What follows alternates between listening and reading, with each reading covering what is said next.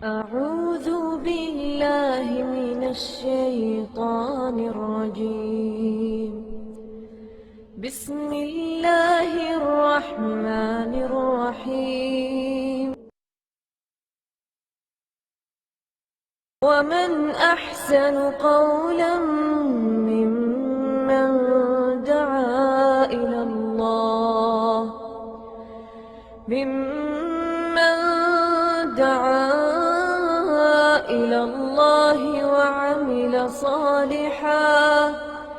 وعمل صالحا وقال إنني من المسلمين. إن الحمد لله نحمده ونستعينه ونستغفره ونعوذ بالله من شرور أنفسنا ومن سيئات أعمالنا. من يهده الله فلا مضل له ومن يضلل فلا هادي له. وأشهد أن لا إله إلا الله وحده لا شريك له وأشهد أن محمدا عبده ورسوله. أما بعد فإن خير الحديث كتاب الله وخير الهدي هدي محمد صلى الله عليه وسلم وشر الأمور محدثاتها وكل محدثة بدعة وكل بدعة ضلالة وكل ضلالة في النار. رب اشرح لي صدري ويسر لي أمري واحلل عقدة من لساني يفقهوا قولي. رب أعوذ بك من همزات الشياطين وأعوذ بك رب أن يحضرون. أعوذ بالله السميع العليم من الشيطان الرجيم. اليوم أكملت لكم دينكم وأتممت عليكم نعمتي ورضيت لكم الإسلام دينا. ہر قسم کی تعریف و توصیف اور حمد و ثنا خالق کائنات مالک ارض و سما کے لیے ہے. وہ خالق و مالک جس نے ہمیں ان گنت نعمتوں سے نواز رکھا ہے. اس کی ہم پر اتنی نعمتیں ہیں کہ قرآن کریم میں اللہ رب العزت نے 2 مقامات پر ارشاد فرمایا ہے وَإِن تَعُدُّوا نِعْمَةَ اللَّهِ لَا تُحْصُوهَا، کہ اگر تم اللہ کی نعمتوں کو گننا بھی چاہو تو یہ بات تمہارے بس سے باہر ہے. اس کی ان بے شمار نعمتوں میں سے ایک عظیم نعمت یہ ہمارا دین اسلام ہے. دین اسلام جس کے بارے میں گزشتہ ایک درس میں نے عرض کیا تھا یہاں کہ چھوٹے سے چھوٹی لے کر بڑے سے بڑی تک ہر بات، ہر معاملہ، انسان کی زندگی کا ہر شعبہ، کسی بھی شعبے کا ذکر کر دیں آپ کو اسلام میں اس کی تعلیمات ملیں گی. آدمی نے بول و براز قضائے حاجت سے کس طرح فارغ ہونا ہے، اس سے لے کر حکومت کرنے، جہاں بانی کرنے تک سارے قواعد، سارے اصول اور سارے طریقے موجود ہیں. وہ کامل و مکمل دین جس کے کامل ہونے کا اللہ رب العزت نے آج سے 1500 سال پہلے آسمانوں سے اعلان فرمایا. آسمان سے اللہ رب العزت نے اعلان کیا اليوم اکملت لکم دینکم واتممت علیکم نعمتی ورضیت لکم الاسلام دینا. لوگوں میں نے آج تمہارے لیے تمہارا دین مکمل کر دیا ہے، تمہارے لیے اپنی نعمت کا اتمام کر دیا ہے اور دین اسلام کو تمہارے لیے پسند کر لیا ہے. گویا دین اسلام ہمارے لیے اللہ کا پسندیدہ دین ہے اور کامل و مکمل دین ہے جس میں کسی قسم کی کوئی کمی نہیں ہے. اگر کسی قسم کی کوئی بھی کمی ہوتی تو اللہ رب العزت قرآن کریم میں یہ بات نہ فرماتے اليوم اکملت لکم دینکم کہ میں نے آج تمہارا دین مکمل کر دیا. اللہ کہے کہ میں نے تمہارا دین مکمل کر دیا ہے اور مولوی کہے کہ ابھی مکمل نہیں ہے، بات اللہ کی مانیں گے یا مولوی کی؟ کیا خیال ہے؟ اللہ کہے الیوم اکملت لکم دینکم، آج میں نے تمہارے لیے تمہارا دین مکمل کر دیا، اور مولوی کہے کہ نہیں ابھی کچھ چیزیں باقی تھیں وہ تو ہم مکمل کر رہے ہیں، اس مولوی کا قول مردود ہے، رد کیا جائے گا اور اللہ رب العزت کے ارشاد پر عمل کیا جائے گا کہ واقعی دین مکمل ہے. اگر دین میں کوئی کمی بیشی بھی ہوتی تو اللہ رب العزت یہ نہ ارشاد فرماتی الیوم اکملت لکم دینکم. اور میں نے پرسوں غالباً یہ بات ذکر کی تھی کہ اپنی زبان سے کوئی مولوی آپ کو یہ کہتا نظر نہیں آئے گا کہ دین ناقص ہے، دین نامکمل ہے، کیونکہ مولوی کو معلوم ہے کہ اگر میں نے اپنی زبان سے یہ کلمہ نکالا تو میں اسلام سے نکل جاؤں گا، میں دین سے خارج ہو جاؤں گا. لہٰذا اپنی زبان سے کوئی شخص یہ نہیں کہتا کہ دین نامکمل ہے، لیکن کوئی نہ کوئی کرتوت بتاتا ہے کہ یہ دین کو مکمل مان نہیں رہے. اور وہ کرتوت کیا ہے؟ آج ہم انہی کے بارے میں تھوڑا سا رمضان کے حوالے سے جو کرتوت ہمارے یہاں کیے جا رہے ہیں ان کا تذکرہ کریں گے کہ دین کو مولوی نے مکمل کیوں نہیں سمجھا. ایک چیز جو رمضان سے بالکل ایک آدھ دن پہلے سے تعلق رکھتی ہے، ایک چیز جو رمضان کے بالکل بعد میں پہلے ہی دن سے تعلق رکھتی ہے، اور ایک چیز جو رمضان کے ہر دن میں تعلق رکھتی ہے. اگر ان باتوں پہ جائیں تو یہ باتیں بہت ساری ہیں. ہماری مسلمان کی زندگی خاص طور پر آپ دیکھیں گے کہ برصغیر پاک و ہند کے مسلمانوں کی زندگی روزانہ، ماہانہ، سالانہ اور ماہوار بدعات سے بری ہوئی ہے. بچے کی ولادت سے لے کر اس کی موت تک قدم قدم پر بدعتیں موجود ہیں. اب ان سب کا تذکرہ کرنا ہمارا یہاں مقصود نہیں ہے. یہاں ہمیں یہ دیکھنا ہے کہ خاص رمضان سے تعلق رکھنے والی وہ کون سی بدعات ہیں جن کا نہ قرآن کریم میں ذکر موجود ہے، نہ نبی صلی اللہ علیہ وسلم کی احادیث میں ان کا ذکر موجود ہے، نہ خلفائے راشدین کے کہیں تعامل سے یہ بات نظر آتی ہے، اور نہ کسی صحابی نے وہ کام کیے. اور آج ہمارے یہاں وہ کیے جا رہے. وہ کام کون سے ہیں؟ پہلی بات یہ کہ رمضان شروع ہونے سے ایک دن پہلے یا 2 دن پہلے سلامی کا روزہ رکھا جاتا ہے. یہ بات آپ نے سنی ہے یا کبھی نہیں؟ سلامی کا روزہ، یا کچھ لوگ کہتے ہیں احتیاطی روزہ، اور کچھ لوگ اس کو شک کا روزہ مانتے ہیں، اور صحیح معنوں میں یہ شک کا روزہ ہی ہوتا ہے. شاید چاند ہو گیا ہو. ابھی اس مرتبہ بھی تقریباً وہ شکل بنی نا کہ شاید چاند 29 کے بعد ہو گیا ہو اور کسی نے غور نہیں کیا، گرد و غبار تھا، روزہ نہیں رکھا گیا، ہم روزہ رکھ لیتے ہیں. جمعرات کو اگر چاند دیکھ لیا گیا ہوتا تو جمعہ کو روزہ ہوتا، اور جمعرات کو 29 شعبان مکمل ہو گئی تھی. 29 دن مکمل ہو جانے کے بعد چاند کے نظر آ جانے کا چانس ہوتا ہے. لیکن نبی اکرم صلی اللہ علیہ وسلم نے اس طرح کے شک کے دن کا روزہ رکھنے سے باقاعدہ منع فرمایا. اگر ایک آدمی 2 آدمی چاند دیکھ لیں اور باقاعدگی سے محکمہ میں، کورٹ میں، قاضی کے پاس جا کے اپنی گواہی نوٹ کروا دیں تو باقاعدہ اعلان ہو جاتا ہے رویت ہلال کمیٹی کی طرف سے کہ صبح روزہ ہوگا، رات تراویح ہوگی، صبح روزہ ہوگا. اور اگر اس طرح کا کوئی اعلان نہیں ہوتا، اب جو آدمی روزہ رکھتا ہے کہ نہیں شاید اس کو نظر نہیں آیا، شاید رویت ہلال کمیٹی والے ان کی نظر نے کام نہیں کیا، آج شاید روزہ ہو جائے، وہ روزہ رکھ لیتا ہے. یہ اسلام میں داخل کی گئی بہت بڑی بدعت اور بہت بڑی نافرمانی ہے.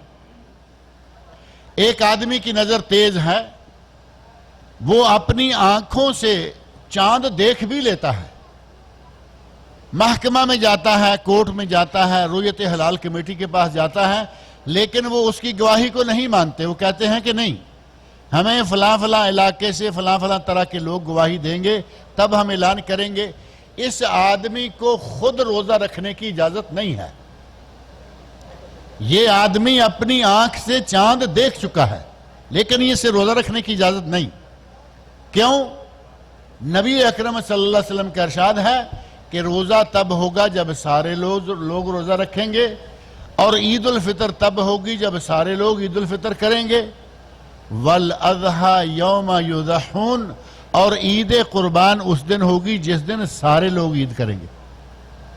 نبی اکرم صلی اللہ علیہ وسلم نے ایک قاعدہ ہمیں دے دیا کہ عید سب اکٹھی، روزہ سب اکٹھے، قربانی سب اکٹھے۔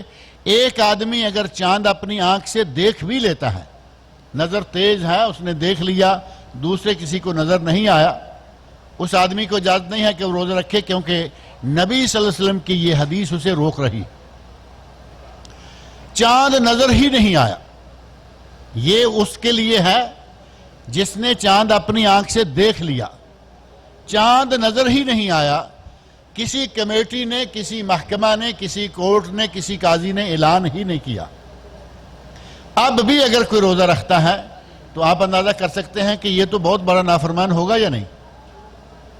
نبی اکرم صلی اللہ علیہ وسلم کا ارشاد ہے، من صام الیوم الذی یشک فیہ، اگر کوئی کسی ایسے دن کا روزہ رکھ لیتا ہے جس کے بارے میں شک ہے کہ رمضان ہے یا ابھی شعبان ہے، ابھی شک ہے، جیسا کہ جمعہ کے دن کا روزہ تھا، اگر کوئی جمعہ کے دن کا روزہ رکھ لیتا کہ شاید رمضان شروع ہو گیا ہو۔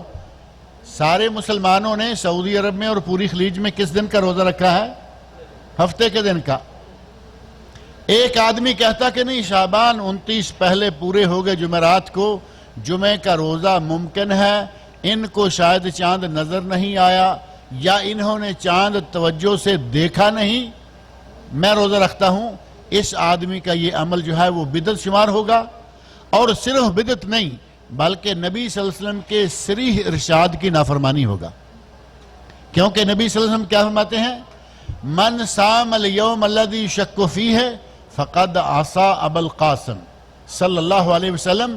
ابو القاسم نبی اکرم صلی اللہ علیہ وسلم کی کنیت تھی۔ آپ ارشاد فرماتے ہیں کہ جس نے اس دن کا روزہ رکھا جس میں شک کیا جا رہا ہے، اس دن کا روزہ رکھنے والے نے نبی صلی اللہ علیہ وسلم کی نافرمانی کی۔ یہ نبی صلی اللہ علیہ وسلم کا نافرمان ہے۔ یہ ہمارے یہاں پاک و ہند میں بعض لوگ یہ کام کرتے ہیں کہ نہیں، احتیاطاً رکھ لیتے ہیں، شاید چاند نظر آیا ہو۔ اللہ کے رسول صلی اللہ علیہ وسلم نے شاید والا کھاتا ختم کر دیا۔ جس دن سارے مسلمان بالاجماع روزہ رکھنا شروع کریں، روزہ رکھنا شروع کر دیں۔ جس دن سارے مسلمان بالاجماع عید کریں، عید کر لیں، اور جس دن مسلمان سارے بالاجماع قربانی کریں، اس دن آپ قربانی کر لیں، وہ عید قربان ہوگی۔ اسی طرح ایک مسئلہ یہ بھی پیش آ جاتا ہے کہ ایک آدمی نے یہاں روزے رکھنے شروع کیے، اور یہاں سعودی عرب میں پاکستان کی نسبت روزہ، انڈیا کی نسبت روزہ ایک دن آگے پیچھے رہتا ہے۔ اب اپنی مرضی سے ایک آدمی سفر کر کے پاکستان میں روزے رکھنے شروع کیے، یہاں آ گیا، یہاں 29 روزے ہوئے۔ اب اس کے کتنے روزے ہوں گے؟ اس کے 28 ہو گئے نا، ایک روزہ کم ہو گیا۔ کل میں نے یہاں ذکر کیا تھا کہ کوئی مہینہ عربی کا 28 کا نہیں ہو سکتا، اور کوئی مہینہ عربی کا 31 کا یا 32 کا نہیں ہو سکتا۔ اب اس کے روزے ہو گئے ابھی 28۔ صبح یہاں سعودی عرب میں اعلان ہو گیا کہ عید ہوگی۔ اس آدمی نے کہا کہ میرے 28 ہیں، 28 ہو نہیں سکتے، میں صبح روزہ رکھوں گا، میں عید نہیں کروں گا۔ اس کے بارے میں کیا خیال ہے؟ یہ نبی صلی اللہ علیہ وسلم کا نافرمان ہے۔ پورے اجماع المسلمین کے نافرمانی کی وجہ سے اس کا یہ عمل سراسر غلط کرتوت ہوگا، بدعت ہوگی، ناجائز ہوگا۔ اس کے برعکس اگر یہاں سے سعودی عرب سے پاکستان انڈیا سفر کرتا ہے، یہاں روزے 30 ہوئے، یہ 30 روزے مکمل کر کے رات کو جہاز پہ بیٹھا اور پاکستان چلا گیا، انڈیا چلا گیا، بنگلہ دیش چلا گیا، وہاں ان کا صبح 30واں روزہ ہے۔ اب یہ کیا کرے گا؟ 31 دن تو رمضان کے ہوتے نہیں، لیکن چونکہ سارے مسلمانوں نے روزہ رکھا ہوا ہے، اسے وہاں روزہ رکھنا ہوگا۔ یہ نہیں ہے کہ یہ وہاں سارے لوگ روزہ رکھے ہوئے ہیں، یہ عید بنا رہا ہو، سیویاں کھا رہا ہے، کپڑے پہنے ہوئے ہیں اور تکبیریں پڑھتا ہوا باہر مسجد کی طرف جا رہا ہے، نہیں۔ چونکہ سارے مسلمان روزے دار ہیں، اس کو روزہ رکھنا ہوگا۔ یہ ایک بدعت ہے ہمارے یہاں جو کہ رمضان شروع ہونے سے ایک دن پہلے عموماً کی جاتی ہے، جس کو سلامی کا روزہ یا احتیاطی روزہ کہا جاتا ہے۔ اور ایک بدعت ہے جو ہم روزانہ سر انجام دیتے ہیں، ہم یعنی ہمارے کچھ مسلمان بھائی، اور آپ کو اندازہ ہو گیا ہوگا کہ وہ روزانہ کون سی بدعت ہے جس کا ارتکاب کیا جاتا ہے۔ کوئی بتا سکتا ہے؟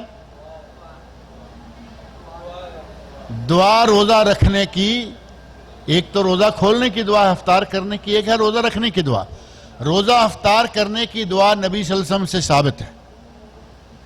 ایک دعا جس کے بارے میں علماء نے کہا اللہم لک صمت وعلی رزقک افطرت، اس دعا کے بارے میں کچھ علماء نے کہا کہ اس کی سند ضعیف ہے۔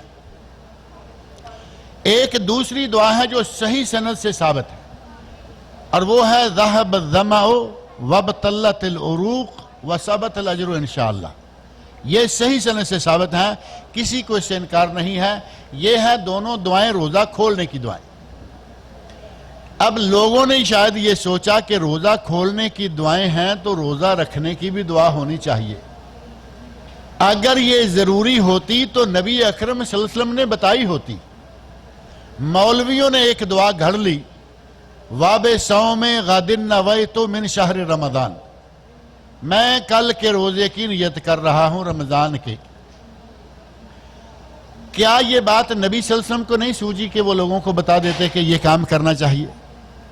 نبی اکرم صلی اللہ علیہ وسلم نے کئی سال روزے رکھے، اور ہر سال یہ موقع آتا اور سحری کا وقت ہوتا۔ کسی کتاب حدیث میں آپ کو یہ بات نہیں ملے گی کہ نبی صلی اللہ علیہ وسلم نے یہ دعا کی ہو۔ جب نبی صلی اللہ علیہ وسلم نے یہ دعا نہیں کی، اس کے بعد دوسرا یہ ہوتا ہے کہ اگر نبی صلی اللہ علیہ وسلم نے کوئی عمل نہیں کیا، اس عمل کو صحابہ کرام نے، خلفائے راشدین نے، سب نے بالاجماع اختیار کر لیا، وہ بھی دین ہو گیا۔ نبی صلی اللہ علیہ وسلم ارشاد فرماتے ہیں علیکم بسنتی وسنت الخلفاء الراشدین المہدیین من بعدی، تم پر میری سنت اور میرے خلفاء راشدین کی سنت واجب ہے، اس پر عمل کرنا ضروری ہے۔ نبی اکرم صلی اللہ علیہ وسلم کی سنت سے یہ ثابت نہیں ہے واب صوم غد نویت من شہر رمضان۔ چاروں خلفاء راشدین، حضرت ابوبکر صدیق، حضرت عمر فاروق، حضرت عثمان غنی، حضرت علی مرتضیٰ رضی اللہ عنہم اجمعین، چاروں میں سے کسی سے یہ دعا ثابت نہیں ہے۔ صحابہ 1,40,000 کے قریب صحابہ کرام تھے، کسی صحابی سے یہ دعا ثابت نہیں ہے۔ اب ان سے آگے آ جائیے تابعین۔ تابعین کرام جو بہت بڑے بڑے علماء اور مفسرین تھے، کسی تابعی سے یہ بات ثابت نہیں ہے۔ اب اس سے آگے آ جائیے ائمہ اربعہ رحمت اللہ علیہ مجمعین، امام ابو حنیفہ، امام مالک، امام شافعی، امام احمد بن حنبل رحمت اللہ علیہ مجمعین، چاروں ائمہ جو مسلمانوں کے مشہور امام ہیں، چاروں میں سے کسی سے یہ دعا ثابت نہیں ہے۔ اب پھر یہ کہاں سے آ گئی؟ قرآن میں یہ نہیں، حدیث میں یہ نہیں، خلفاء راشدین کے آثار میں یہ نہیں، صحابہ کرام کے آثار میں یہ نہیں، تابعین کے اقوال میں یہ نہیں، ائمہ کے اقوال میں یہ نہیں، تو یہ دعا کہاں سے آئی؟ کسی مولوی نے بنائی ہوگی نا۔ میں نے شروع میں کہا ہے کہ مولوی اپنی زبان سے یہ تو نہیں کہے گا اسلام ناقص ہے، لیکن اپنے کرتوتوں سے وہ کہہ رہا ہے کہ اسلام ابھی ناقص ہے، یہ دعا ہونی چاہیے تھی، نہیں ہے۔ روزہ افطار کرنے کی دعا ہے، سحری کی دعا نہیں ہے، وہ مولوی نے ڈال دی۔ اور اس دعا کے جعلی اور من گڑت اور کسی پاکستانی انڈین مولوی کی بنائی ہوئی ہونے کا اندازہ اس دعا کے الفاظ سے ہو جاتا ہے۔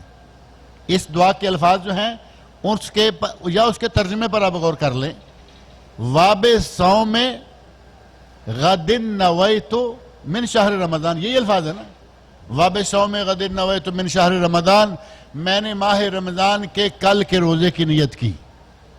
یہ کب کہہ رہا ہے؟ فجر کی نماز سے تھوڑا پہلے۔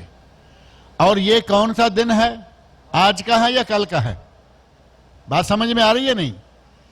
دن آج کا ہے، کیا کل کا رہا ہے؟ عربی زبان بڑی فصیح زبان ہے، عربی زبان میں ہر دن کے لیے الگ الگ نام موجود ہیں۔ 5 انگلیاں ہیں، ہم 5 انگلیوں کے نام اردو میں، پنجابی میں کسی میں درمیان والی بڑی چھوٹی کرتے رہتے ہیں، عربی میں 5 انگلیوں کے الگ الگ نام موجود ہیں۔ عربی زبان میں اتنی وسعت ہے کہ ہر چیز کے لیے، ہر کام کے لیے اس کا لفظ موجود ہے۔ اب میں یہاں بات لمبی نہیں کرنا چاہتا۔ شیعہ کہتے ہیں کہ نبی صلی اللہ علیہ وسلم کی ایک بیٹی ہے، جبکہ نبی صلی اللہ علیہ وسلم کی 4 بیٹیاں ہیں۔ کہتے ہیں نہیں، وہ تو ان کی بیویوں کی بیٹیاں۔ قرآن کریم میں بیویوں کی بیٹیوں کے لیے مستقل لفظ موجود ہے، وَرَبَائِبُكُمْ، جو بیوی کی بیٹی ہے دوسرے شوہر سے، اس کے لیے الگ لفظ موجود ہے۔ لیکن قرآن نے کہا ہے یا ایھا النبی قل لأزواجک وبناتک ونساء المؤمنین یدنین علیہن من جلابیبہن، اے میرے نبی مومنوں کی عورتوں سے، اپنی بیٹیوں سے، قل لأزواجک وبناتک، بنات جمع کا صیغہ ہے، بنات جمع کا صیغہ ہے، ایک پر بھی نہیں اور 2 پر بھی نہیں، 3 یا 3 سے زیادہ تر کے لیے ہوتا ہے۔ اب عربی زبان کی وسعت یہ ہے کہ ہر چیز کے لیے لفظ موجود ہے۔ اب یہاں باب صوم غدن کہہ رہا ہے جبکہ روزہ آج رکھ رہا ہے، اس کا معنی یہ ہوا کہ یہ کسی کم علم قسم کے تھوڑی عربی جاننے والے آدمی نے دعا گھڑ لی اور مسلمانوں کے گلے میں ڈال دی۔ آج یہ دعا یاد کر رہے ہیں، چھوٹی پاکٹ سائز کی نماز کی جو کتابیں ہوتی ہیں، ان کتابوں میں بھی آپ کو ملے گی روزہ کھولنے کی دعا، روزہ رکھنے کی دعا، اس میں اور بھی بہت ساری چیزیں ہوتی ہیں۔ غرض یہ کہ اگر نبی صلی اللہ علیہ وسلم نے یہ دعا بتائی ہوتی تو ہم بھی کہتے، پڑھتے۔ یہ نہ نبی صلی اللہ علیہ وسلم سے ثابت ہے، نہ خلفائے راشدین سے، نہ صحابہ سے، نہ تابعین سے، نہ ائمہ 4 چاروں میں سے کسی سے ثابت نہیں، اور ہمارے مسلمانوں میں یہ روزانہ کے حساب سے اپنائی جا رہی ہے۔ لہٰذا اس بدعت کو بھی چھوڑیے۔ جو نیت ہے اس کا مقام اول میں کیا ہے؟ سب سے پہلی بات یہ ہے کہ نیت کہاں ہوتی ہے؟ نیت کہاں سے کی جاتی ہے؟ دل سے۔ نیت کا مقام دل ہے، اور ہمارے برِ صغیر پاک و ہند میں چونکہ فقہ حنفی رائج ہے بکثرت، فقہ حنفی کی کتابیں شرع وقایہ، شرع وقایہ مشہور کتاب ہے، اس کے مصنف نے لکھا ہے النیہ محلها القلب، نیت کا مقام دل ہے، یعنی نیت کرنے کی جگہ دل ہے، زبان نہیں۔ زبان سے جو کلمات ادا ہو گئے وہ نیت نہیں رہی بلکہ وہ کلام ہو گیا۔ زبان سے کلام نکلتی ہے، نیت نہیں نکلتی۔ ساری دنیا جانتی ہے کہ جب کبھی کوئی کام کرنا چاہیں تو ہم کہتے ہیں جی ہم نے نیت کی ہوئی ہے۔ تو نیت کی ہوئی سے کیا مراد ہوتا ہے؟ کہ ہم نے دل میں ارادہ کر رکھا ہے کہ یہ کام کریں گے۔ نیت کا پہلے نمبر پر زبان سے تعلق ہی کوئی نہیں، ہونٹوں سے کوئی تعلق نہیں، نیت کا تعلق دل سے ہے، اور دل سے نیت کر لی کافی ہو گئی۔ آپ نے رات کو اپنا ریمائنڈر لگوایا موبائل میں کہ صبح ہم نے فلاں ٹائم اٹھنا ہے، عورتوں نے دہی لسی منگوا کے گھر میں فریج میں رکھ لیا، آٹا گوندھ کے تیار کر لیا کہ صبح پراٹھے پکانے ہیں یا پھلکے پکانے ہیں، سالن تیار کر لیا کہ سحری کے وقت اٹھ کے پکانا لمبا کام ہے، رات کو تیار کر لیا۔ یہ سارا کچھ کیا ہو رہا ہے؟ روزے کا ہی سارا کام ہے نا۔ یہ ساری روزے کی نیت ہے۔ اب کیا ضروری ہے کہ تم روزہ کھولتے وقت، روزہ رکھتے وقت بھی یہ کہو کہ میں کل کے روزے کی، کل یا کل کے لیے غد کا لفظ عربی میں یا کل کے لیے ہے یا قیامت کے لیے ہے؟ قرآن کریم میں قیامت کے لیے بھی غد کا لفظ آیا ہے، اور کہتے ہیں نا کہ کل جا کے اللہ کے سامنے کیا جواب دو گے۔ ہمارے تو پنجابی والے بھی کل قیامت کو مانتے ہیں۔ اب پتہ نہیں کہ یہ صبح کے ٹائم یہ الفاظ کہنے والا آدمی قیامت کے روزے کی نظر رکھ رہا ہے، قیامت کے روزے کی نیت کر رہا ہے، یا کل کے روزے کی، حالانکہ وہ روزہ آج کے لیے رکھ رہا ہے۔ انتہائی بے موقع اور انتہائی لا یعنی قسم کی دعا ہے جو مسلمانوں میں رواج پا گئی ہے۔ اب تیسری چیز جو میں ذکر کرنا چاہتا تھا وہ ہے رمضان کے بالکل ساتھ جڑی ہوئی اگلے دن عید کے موقع پر ایک بدعت جو ہمارے یہاں بڑے زور شور سے اپنائی جاتی ہے۔ بدعتیں تو بہت ہیں لیکن ایک بڑی عجیب سی بدعت ہے۔ ایک کمرے سے 2-4 آدمی اٹھے، نہائے دھوئے تیار ہوئے، ایک گاڑی میں بیٹھ گئے اور عیدگاہ چلے گئے۔ عیدگاہ میں جا کے اپنے مصلے بچھائے اور نماز پڑھنا شروع کی، خطبہ ہوا، جماعت ہوئی، فارغ ہو گئے۔ اب جیسے ہی اپنے مسئلے سے اٹھتے ہیں تو اٹھتے ہی کیا کیا کام کیا جاتا ہے؟ جپے مارے جاتے ہیں، عید ملی جاتی ہے۔ نبی اکرم صلی اللہ علیہ وسلم سے اس موقع پر جپے مارنا اور عید ملنا یہ معانقہ ثابت نہیں ہے۔ اور پھر معانقے کی شرعی حیثیت کیا ہے وہ بھی ہمیں اپنے سامنے رکھنا چاہیے۔ معانقہ ہے کہ کوئی آدمی دور سے آیا اور دیر کے بعد ملا، سفر کر کے آیا، ملیے، کوئی حرج نہیں ہے۔ اور کوئی آدمی دیر کے بعد ملا، دوسرے محلے میں ہی تھا لیکن مہینہ ہو گیا، 15-20 دن گزر گئے، ملاقات نہیں ہوئی، آپ اسے بغلگیر ہو جائیے، ملیے، کوئی حرج نہیں۔ اب یہ ایک کمرے سے نکلے، ایک حمام سے باری باری نہا کے نکلے، ایک گاڑی میں بیٹھ کے گئے، اب یہاں جپے مارنے کا کیا موقع ہے؟ کہتے ہیں جی نہیں، رسم دنیا بھی ہے، موقع بھی ہے، دستور بھی ہے۔ یہ پھر دستور اور رسم ہو سکتی ہے، اس کا شریعت کے ساتھ کوئی تعلق نہیں ہے۔ اس عادت کو چھوڑنا چاہیے، کیونکہ ہم یہ موقع جو ہے وہ اس لیے نہیں کہ ہم یہ صرف دستور نبھا رہے ہیں، اس کو ہم ساتھ ثواب کا درجہ دیتے ہیں کہ معانقہ، بلکہ دلائل دیں گے کہ معانقہ کرنا، سلام کرنا، مصافحہ کرنا، معانقہ کرنا، یہ بالکل تینوں چیزیں ثابت ہیں، لیکن تینوں کے لیے اوقات ہیں، مقامات ہیں۔ مصافحہ، آپ نے سلام پھیرا، نماز پڑھی باجماعت، نماز سے فارغ ہوئے اور دائیں طرف والے سے السلام علیکم، بائیں طرف والے سے السلام علیکم، مصافحہ ہے نا؟ مصافحہ تو سنت رسول ہے، لیکن یہ کام بدعت ہے۔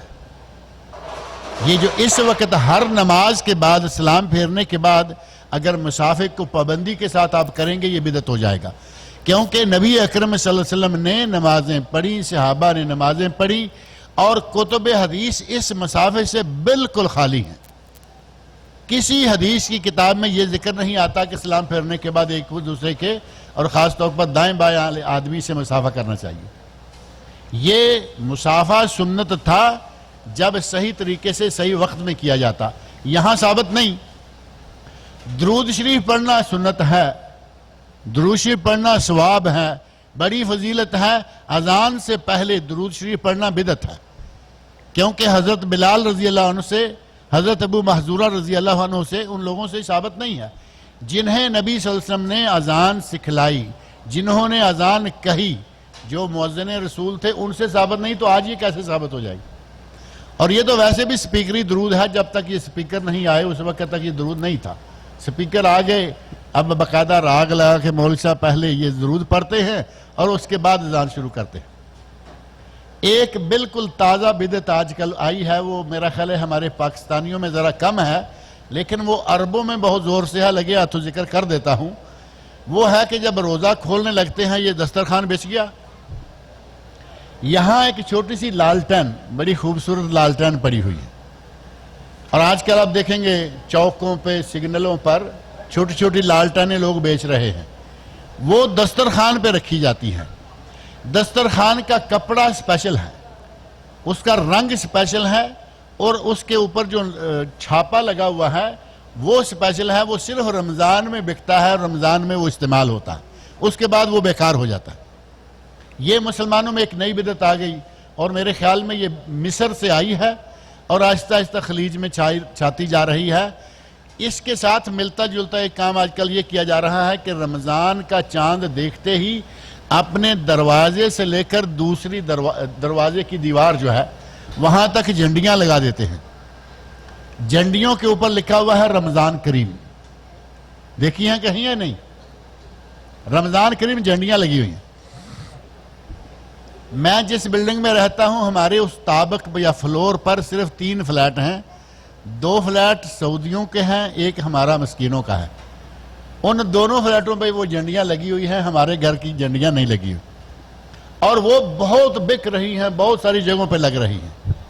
ہمیں چاہیے کہ یہ جو نئے سے نیا کام آ رہا ہے، اسی طرح آج کل جمعہ مبارک کا بڑا زور چڑھا ہوا ہے، جمعہ مبارک جمعہ مبارک، یہ جمعہ نبی صلی اللہ علیہ وسلم کے زمانے میں بھی آ گیا، یہ جب سے موبائل آ گیا، جب سے یہ مختلف اپلیکیشنز آ گئیں، تب سے یہ سلسلہ شروع ہو گیا ہے۔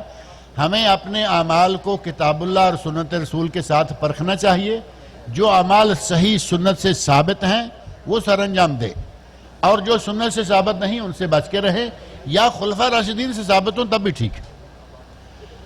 اس طرح ہماری زندگی مسلمانوں کی موت پہ بدعتیں، ولادت پہ بدعتیں، شادی پہ بدعتیں، بچوں میں بدعتیں، بڑوں میں بدعتیں۔ کوشش کیجئے کہ ہمارے اعمال کتاب اللہ اور سنت رسول صلی اللہ علیہ وسلم کے مطابق ہوں، اور عند اللہ صرف وہی عمل قبول ہوگا جو نبی اکرم صلی اللہ علیہ وسلم کی مہر والا ہوگا۔ ہم اپنی مرضی سے کچھ بھی کرتے رہیں، ہمارا دین مکمل ہو چکا ہے، اور ہمارے نبی صلی اللہ علیہ وسلم ہمیں یہ قرآن کریم کے حوالے سے بتا کے گئے ہیں کہ میں دین مکمل کر کے جا رہا ہوں، لہٰذا اسی پہ کفایت کرنی چاہیے۔ یہ نئی نئی چیزیں دین میں داخل کی جا رہی ہیں، ان سے بچنا چاہیے۔ اللہ رب العزت سے میری دعا ہے کہ اللہ ہمارے آپ کے روزے قبول فرمائے، تمام مسلمانوں کی عبادات کو قبول فرمائے، صحت و عافیت کے ساتھ رکھے، اور باقی روزے رکھنے کی بھی توفیق عطا فرمائے۔ وما علینا الا البلاغ المبین۔ کل ایک دعا اور بھی رہ گئی ہے، اب چونکہ ٹائم بہت کم ہے۔ کل ہمارا درس ہے انشاءاللہ، پھر اگر آپ تشریف لائے تو کل یہ بات کریں گے انشاءاللہ۔ وہ اصل میں دعا کیا ہے؟ 10 دن ہے رمضان کے پہلے، اس میں اور دعائیں، درمیان والے 10 دنوں میں اور دعائیں، اور آخری 10 دنوں میں اور دعائیں۔ یہ 3 اشروں کی 3 الگ الگ دعائیں۔ اسی طرح ہمارے مسلمانوں نے طواف کے 7 چکروں کی الگ الگ دعائیں، سعی کے 7 چکروں کی الگ الگ دعائیں۔ یہ ساری جعل سازیاں ہیں، نبی صلی اللہ علیہ وسلم سے یہ دعائیں اس طرح طے نہیں ہیں۔ کیڑے شاہ صاحب؟ ہمارے ایک دوست ہیں شاہ صاحب، وہ کافی بیمار ہیں، ان کے لیے بھی دعا کیجئے کہ اللہ تعالیٰ ان کو شفا عطا فرمائے، اور جتنے بھی بیمار ہیں اللہ تعالیٰ تمام بیماروں کو شفائے کاملہ عاجلہ عطا فرمائے۔